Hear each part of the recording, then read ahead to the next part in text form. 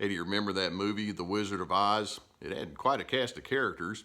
And of course, you have Dorothy and her little dog Toto, and they're trying to get back to Kansas. She has the Tin Man and the Scarecrow and the Cowardly Lion that's with her.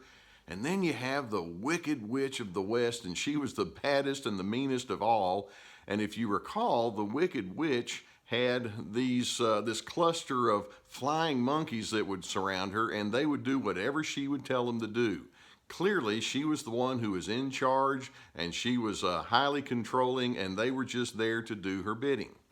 Well, you bring it on up to where we are right now, and as we talk in pop psychology, then as we discuss narcissism, we realize that narcissists can have what we would refer to as the flying monkeys who can surround them. Let's take, for example, a family unit. And it may be one really large and in charge person is in that family that's highly narcissistic, very controlling, and they make sure that they punish anyone that's not the same as they are. And so many of the other family members may fall in line. Or it could be that you have a political system and you have that person who's ascending to the top, and even though others may not like the way they think or do things, well, they're the ones that has the power, so they go and fall in line with them. Or it could be a sports team, and you have that overwhelming coach that treats people terrible, but they win, so you have to fall in line there. You can have it in churches. You can have it in civic organizations. You can have it in social groups. Anytime where there are a cluster of people that are there, the narcissist is the one that likes to show up and be at the top of the heap, and often they will gather around them their flying monkeys who will say yes. And then when there's something that seems to be out of the ordinary or unusual, they don't push back. They just kind of go along because they've decided, I'm too weak, that person's too strong, there's too much other secondary gain that I might have, so I'm just going to kind of go along with the program. And the narcissist is thinking, yeah, that's the way I like it, keep it up. And some of them actually do, and sometimes for a long time. Now, I want to get into a little bit more about what makes that flying monkey be the way they are. I do want to make you aware, though, that we do have some resources for you. Right below the video, you're going to see some links to a couple of books that I have. One is entitled When Pleasing You is Killing Me. And then there's another one entitled The Anger Trap. And then my partner Laura Carranza has a book. We have a link of hers there called Ugly Love. And so I hope that you'll find books like that to be helpful in your library. And then we'd invite you to subscribe to our channel too, so that we can send you notices whenever new videos come out. Now, let's take a look at people who allow themselves to go into that role of the flying monkey, the ones who actually prop up and play an enabler's role towards the narcissist. See, let's keep in mind that there's got to be something in it for them, and basically it's of a vicarious nature. The flying monkeys themselves may not be strong enough and powerful enough to have that position of control and dominance, so they are able to do so through that other dominant person, that narcissist. And so, first of all, the flying monkey is very willing to allow the narcissist to say what's correct.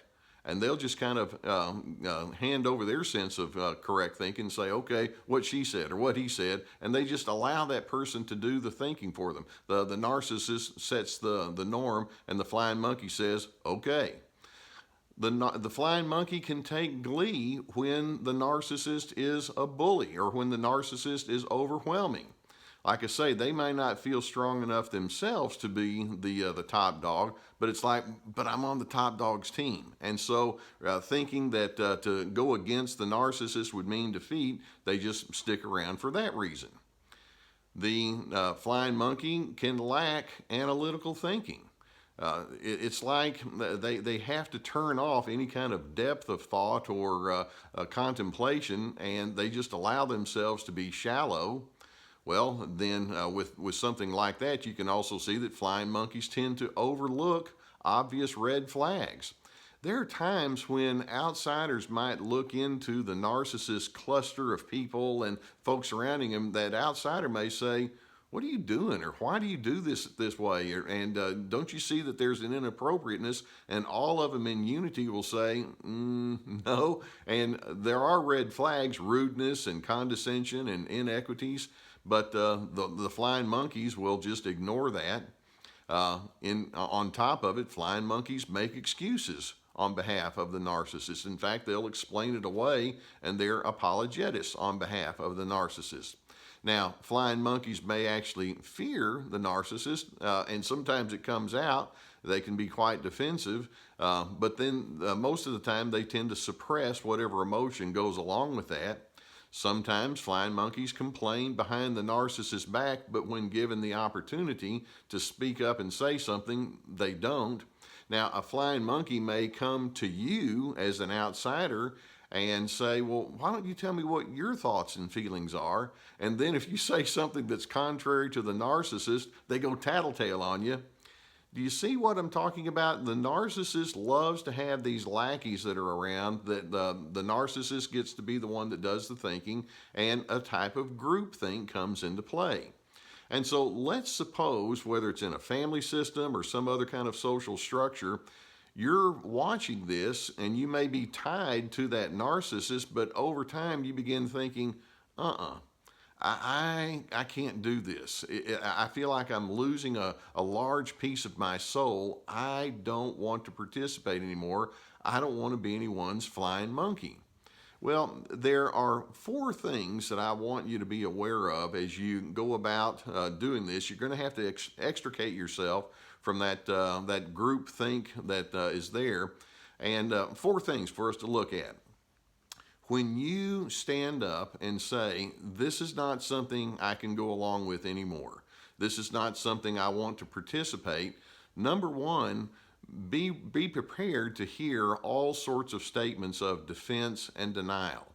Keep in mind that the narcissist doesn't receive input. The narcissist has their own alternate view of reality. So when you stand up and say, this is wrong, or I disagree, or we can do better, or you're being very cruel at times, then there's going to be a barrage of defense and justification. And of course, in doing so, you're going to be blamed and accused and being told that you're ungrateful and things of that nature.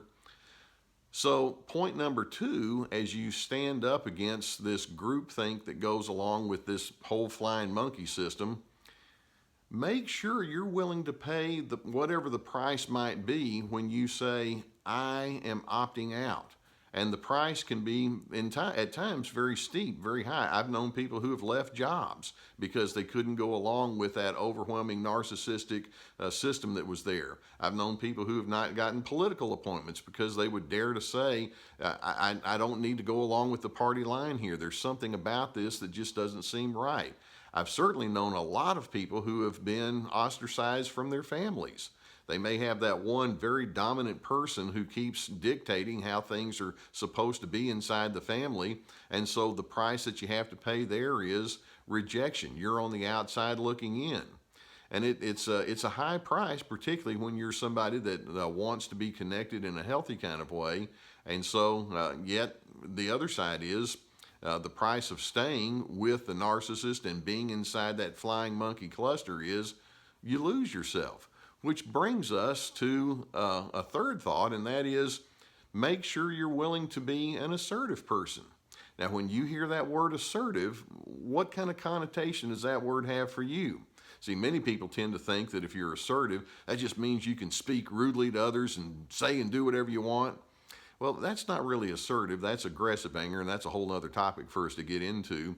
But when you're assertive, it means that you do have your convictions, and you are aware of what your valid needs are, and you're willing to stand up for them. Now, part of the definition of assertiveness means you're going to have a decency about you, and a common sense, and a respectfulness in the way that you do that. But it also means that there's a firmness that you're not going to back away from. Sometimes assertiveness means that you set stipulations, you establish boundaries, you give yourself permission to act independently. And so make sure as you're breaking away from the flying monkey cluster that you are prepared. You're going to need to hold on to your assertiveness. And then when the others push back and they demand that you explain why, part of your assertiveness may be to say, I don't feel like I have to give you an explanation since it's going to be shot down anyway. I've made a decision. It makes sense to me. I'm just going to stand firm. And when you're told that you're an idiot, keeping in mind that there's all that denial, then the response assertively is, you may think anything you want, but the bottom line is, I'm making decisions that are right for me. That's your assertiveness. And then a fourth point I want you to make is, make sure that you have a high commitment to your own authenticity. Flying monkeys, as I mentioned earlier, tend not to do a lot of their own independent thinking. They don't have a lot of contemplation or analysis of who they are and where they're trying to go in life. But I'm hoping that you will have that deeper thought. And there'll be a sense that says, I know who I am, I know what I stand for, and what you see on the outside is going to be quite consistent with what I have on the inside. Narcissists and their flying monkeys, they don't have that internal-external consistency. What you see on the outside may not have anything to do with what's going on the inside. It just all depends on what they're trying to achieve in that moment, and it's never going to be good for you. Commit to being an authentic person, internally and externally consistent. Now, in doing so, you are going to show yourself to be other, and as you commit to having your own sense of determination and decisiveness, and you're going to stay away from that groupthink, there is one quality that you'll be able to claim at the end of the entire process, and that's the quality of your freedom. Many times I've had people talk with me, whether, again, it's with family or business or social or elsewhere, where they've decided to opt out of the groupthink and be their own separate person. They'll speak with me and say, you know, the anvil is off my chest. I can think for myself. I get to be me. See, I operate on the very simple assumption, I'm not very good trying to be somebody that I'm not. Flying monkeys, they're not being true to themselves. You don't have to be that. You can be your own separate, independent person. I think you're going to like the results there much better.